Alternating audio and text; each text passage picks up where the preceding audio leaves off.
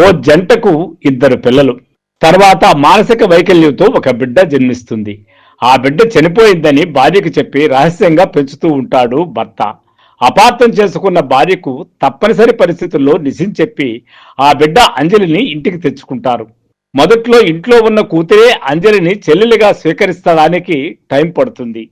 ఆ తర్వాత ఆ కాలనీలో పిల్ల సైన్యం కూడా అంజలిని తమ జట్టులో కలుపుకుంటారు. సినిమా క్లైమాక్స్ లో అంజలి మరణం అందరినీ కలిచివేస్తుంది. ప్రేక్షకులు కూడా భారమైన హృదయాలతో థియేటర్ల నుండి బయటకు వస్తారు. నటన పరంగా ప్రతి ఒక్కరిని మెచ్చుకోవలసిందే. ముందుగా అంజలి పాత్రధారి బేబీ శ్యామిలిని, ఆ తర్వాత అంజలి అన్న అక్కలుగా నటించిన రోజారమణి కుమారుడు తరుణు, శృతిలను మెచ్చుకోవాలి.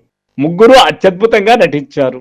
ఆ తర్వాత పిల్లలను అందరినీ, సినిమాలో పాటలన్నీ పిల్లల మీదలే, పెద్ద ఆరిందాల్లాగా అనిపించారు. వీళ్ళందరి చేత డాన్సించవలసిన డాన్స్ మాస్టర్ సుందరాన్ని దర్శకుడు మణిరత్నాన్ని అభినందించాలి. తల్లిదండ్రులుగా రఘువరను, రేవతిలు చాలా గొప్పగా నటించారు. ముఖ్యంగా ఎమోషనల్ సీన్లలో అత్యద్భుతంగా నటించారు.